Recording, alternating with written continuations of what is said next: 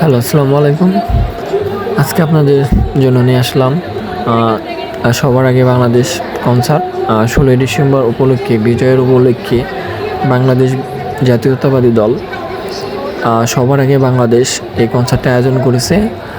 জায়গার স্থান হলো সংসদ ভবনের অপোজিট পাশে মানিক মিয়া এভিনিউ। এখানে আপনার অনেক নামি দামি ব্যান্ড আসবে।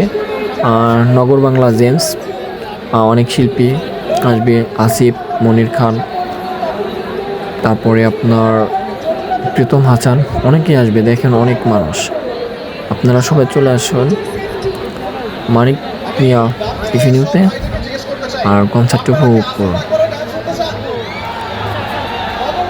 ধন্যবাদ সবাইকে ভিডিওটি দেখার জন্য।